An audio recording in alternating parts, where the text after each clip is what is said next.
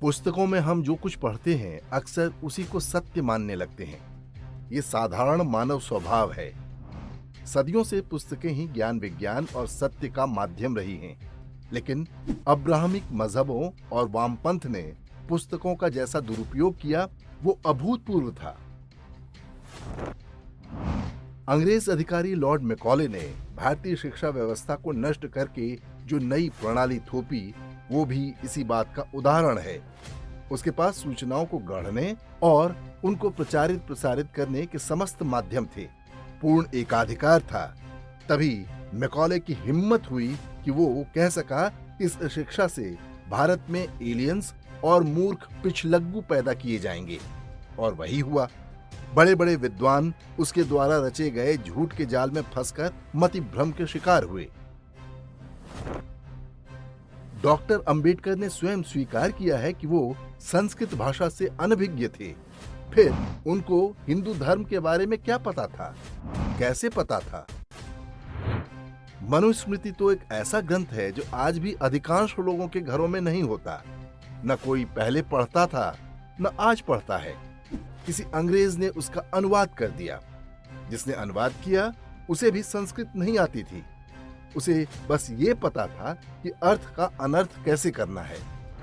Doctor Ambedkar ने उन्हीं मक्कार और फरेबी ईसाई इंडोलॉजिस्ट द्वारा गढ़े झूठ को पढ़कर हिंदू धर्म के बारे में अपनी राय बनाई। डॉक्टर अंबेडकर विश्व के सबसे प्रसिद्ध अर्थशास्त्रियों में भी गिने जाते हैं। लेकिन क्या उन्होंने भारत की इकोनॉमिक हिस्ट्री पढ़ी? रोमेश दत्त की पुस्तक इकोनॉमिक हिस्ट्री ऑफ इंडिया वर्ष 1902 में ब्रिटेन में छपी थी।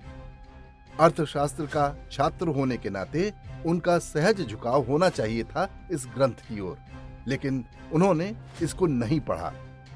पढ़ा होता तो अवश्य समझ पाते कि ब्रिटिश लुटेरे भारत क्यों और क्या करने आए थे और उन्होंने क्या क्या किया।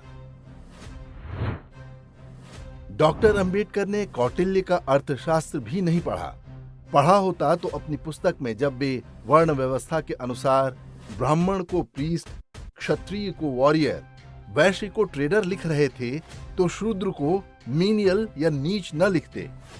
अंबेडकर अपने लेखन में बहुत हद तक वस्तुनिष्ठ रहे हैं। लेकिन भारत और हिंदू धर्म के बारे में उन्होंने जिस लिटरेचर की रचना की है उसका आधार अंग्रेजों द्वारा रचा और प्रसारित किए गए झूठ का भंडार था। इन्हें हम फेक न्यूज या हेट स्पीच भी मान सकते हैं। एक प्रकार से डॉक्टर अंबेडकर को उसका विक्टिम भी माना जा सकता है। अनुवाद के नाम पर इन हिंदू विरोधी साहित्य की रचना एशियाटिक सोसाइटी के संस्थापक विलियम जोन्स ने वर्ष 1785 में शुरू की थी। उसको कलकत्ते से छपवाकर यूरोप भेजता था, जहां अनेकों ईसाई मिशनरी अपने हिसाब से नमक मिर्च लगाकर उसे नया कलेवर देते थे। फिर वहां के विश्वविद्यालयों में इसे फिलोलॉजी और इंडोलॉजी के नाम पर पढ़ाया जाता था। इस तरह से हिंदू धर्म ग्रंथों के हास्यास्पद अनुवादों को बड़ी सफाई से एकेडमिक अध्ययन की वस्तु बना दिया गया। और उसके बाद तो दुष्प्रचार और अफवाह उड़ाने की ढेरों फैक्ट्रियां चल पड़ी। दूसरा सबसे बड़ा अफवाहबाज मैक्स मूलर था। वही मैक्स मूलर जिसने आर्यों के आक्रमण की थ्योरी गढ़ी थी। मैक्स मूलर ने भारतीय संस्कृति को जितनी क्षति पहुंचाई उतनी संभवतः मुगल आक्रमणकारियों ने भी नहीं पहुंचाई हो। मैक्स मूलर के नाम पर भी देश की राजधानी में एक सड़क है। यूरोप में कुकुरमुत्ते की तरह सैकड़ों इंडोलॉजिस्ट या भारतविद पैदा हुए।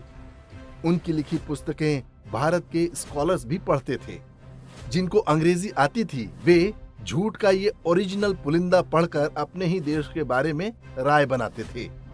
जिनको अंग्रेजी नहीं आती थी उनके लिए इन्हें देसी भाषाओं में अनुवादित करके पढ़ाया जाता था।